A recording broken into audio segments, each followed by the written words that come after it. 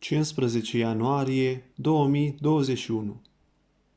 Ziua de astăzi are o însemnătate deosebită, întrucât este marcată de două evenimente importante: nașterea celui mai mare poet român, Mihai Eminescu, și Ziua Culturii Naționale. Mihai Eminescu, născut Mihail Eminovici, s-a născut în anul 1850, în ziua de 15 a lunii ianuarie, în Botoșani, copilăria petrecându-și-o în satul care i-a fost sursă de inspirație pentru creațiile care l-au consacrat, și anume la Ipotești. Nu a fost doar poet, ci și prozator, jurnalist român, fiind socotit de către cititorii români și de critica literară postumă drept cea mai importantă voce poetică din literatura română. A asimilat viziuni poetice occidentale, a recuperat temele tradiționale ale romantismului european, pasiunea pentru istoria națională, pentru care a dorit să construiască un panteon de voievozi, melancolia, întoarcerea în natură sau cultivarea stărilor depresive. Acesta deținea o bună educație filozofică, opera sa fiind influențată în mai mare parte de marile sisteme filozofice ale epocii sale, de filosofia antică, de la Heraclit la Platon, de marile sisteme de gândire ale romantismului, de teoriile lui Arthur Schopenhauer, Immanuel Kant și de teoriile lui Hegel. Rădăcina ideologică principală a gândirii sale economice sau politice era conservatoare. Prin articolele sale, publicate mai ales în perioada în care a lucrat la Timpul, a reușit să îi deranjeze pe câțiva lideri importanți din acest mare partid care au lansat sloganul celebru în epocă: "Ia mai opriți-l pe Eminescu ăsta". Publicistica eminesciană oferă cititorilor o radiografie a vieții politice, parlamentare sau guvernamentale din acea epocă. În plus, ziaristul era la nevoie și cronicar literar sau teatral, scria despre viața modernă sau despre evenimentele de mai mică importanță, fiind un veritabil cronicar al momentului. Eminescu a fost activ în societatea politico-literară Junimea și a lucrat ca redactor la Timpul, ziarul oficial al Partidului Conservator. A publicat primul său poem la vârsta de 16 ani, iar la 19 ani a plecat să studieze la Viena. Manuscrisele poetului Mihai Eminescu, 46 de volume, aproximativ 14.000 de file, au fost dăruite Academiei Române de Titu Maiorescu în ședința din 25 ianuarie 1902.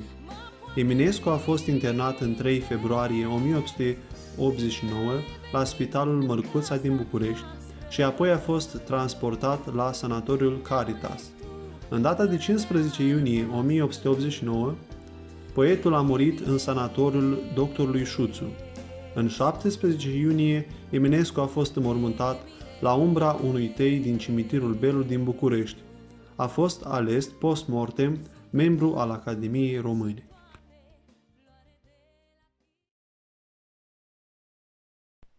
Serbarea de la Putna din 1871.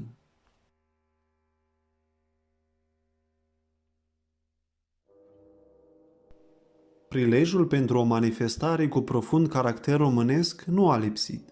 La 3 septembrie 1469 avusese loc sfințirea mănăstirii Putna de către mitropolitul Teoctist al Moldovei, în prezența ctitorului, Sfântul Ștefan cel Mare.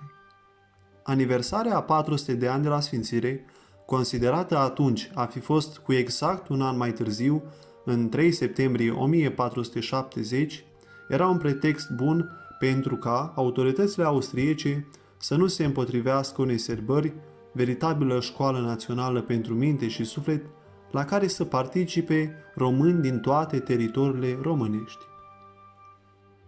Dacă prilejul a fost suficient pentru un mare eveniment, prin purtarea de grijă a lui Dumnezeu, au existat și oameni pe măsură. Amintirile lui Teodor Stefanelli îl desemnează pe Mihai Eminescu ca fiind autorul ideii de a aduna la Putna tinerimea română.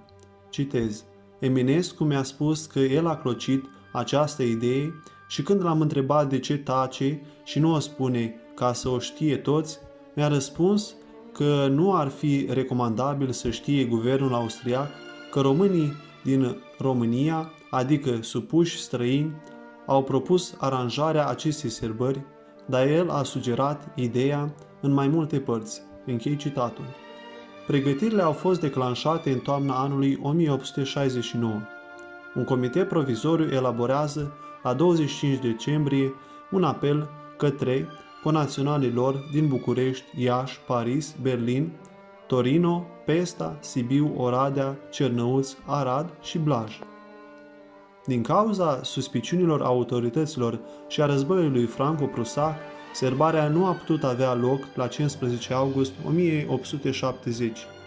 După începerea anului universitar, au continuat pregătirile pentru o serbare la Putna. Au intervenit câteva probleme financiare și organizatorice, între care falimentul băncii, unde erau păstrate fondurile pentru serbare. Studenții din Viena s-au unit într-o singură societate intitulată România Jună și, cu Slavi și Eminescu în frunte, au reușit să-și vadă gândul împlinit în anul următor. Întâlnirea studenților români de la Putna a avut loc tot de hramul mănăstirii pe 15 august 1871. S-au ridicat un arc de triumf și un portic festiv după planul pictorului Epaminonda Bucevski, împodobite cu steaguri tricolore. În seara premergătoare hramului, de-abia preoții intrase în altar, de-abia se începuse sfintele ceremonii, când la pomenirea numelui neuitatului erou, clopotele se clatină, salve de tunuri vuiesc pe vârfurile munților. În dimineața zilei de duminică 15 august, Ioan Slavici deschide oficial serbarea în fața unei mulțimi de peste 3000 de oameni care a asistat cu evlavie la slujbă. Liturghia a fost încheiată de cuvântul starețului de atunci, Arcadie Cipercovici, viitor mitropolit al Bucovinei.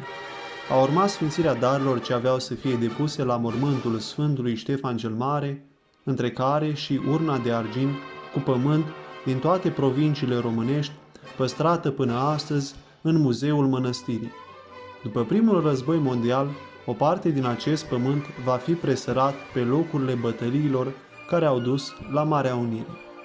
Câștigătorul concursului de discursuri organizat de Comitetul Central de la Viena, Adexenopol, a ținut un mișcător cuvânt la mormânt, urmat de Iges Biera din partea Societății Academice Române și de episcopul Filaret Scriban, delegat al Mitropoliei Moldovei. Eminescu, prezent și el, e descris astfel de contemporani, activ și pios, totodată entuziast și grav, apăsat parcă de răspunderea unui atât de răscolitor moment istoric. După ce corul studenților teologi din Cernăuți a intonat imne religioase, prima zi a serbării s-a încheiat cu o mare petrecere populară, cu cântece și jocuri românești. Ciprian Porumbescu a cântat atunci la vioară Daciei întregi, după cum s-a exprimat. În acest timp, studenții s-au adunat în trapeza mănăstirii și în turnul porții pentru a ține un congres în care se discute problemele junimii românii și perspectivele de viitor prin care să fie folositor neamului. A doua zi, după tradiție, s-a ținut parastasul de pomenire pentru ctitori și s-au depus la mormânt darurile sfințite mai înainte. A urmat masa în porticul festiv, unde Slavici a declarat închisă serbare. Întâlnirea studenților la Putna nu a rămas fără urmări.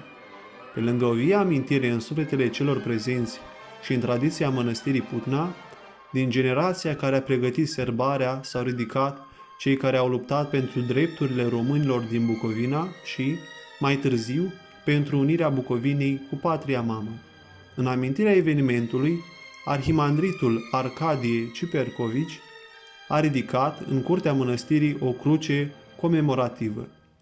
Darurile depuse la mormântul voievodului vor rămâne acolo, în biserică, în jur de 50 de ani, iar în secolul al XX-lea, turnul porții va fi denumit turnul Eminescu.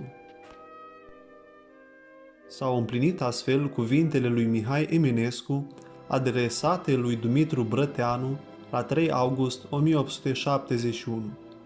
Dacă serbarea într-o memoria lui Ștefan va avea însemnătate, aceea va fi o dovadă mai mult cum că ea a fost cuprinsă în sufletul poporului românesc și s-a realizat pentru că a trebuit să se realizeze.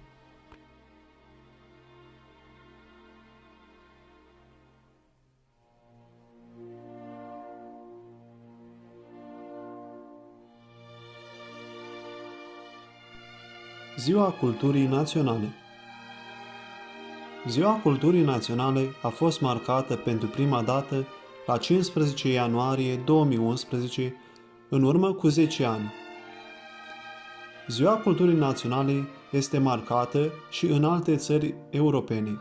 Cu acest prilej sunt omagiați oameni de cultură remarcabili. Ziua de naștere a lui Eminescu a devenit Ziua Culturii Naționale și în Republica Moldova, în urma hotărârii autorităților acestei țări. Motivul pentru care a fost aleasă ziua lui Eminescu drept zi a culturii naționale ar putea fi aceea că este poetul nepereche al neamului românesc, ori acela că personalitatea marcantă a lui Mihai Eminescu, nu doar în literatură, ci și în jurnalism, ori în filozofie, i-a impresionat atât pe contemporanii săi, cât și pe cei din generațiile următoare. Inteligența lui, cultura de nivel european, bogăția și farmicul limbajului eminescian nu au rămas neobservate, ci au fost apreciate.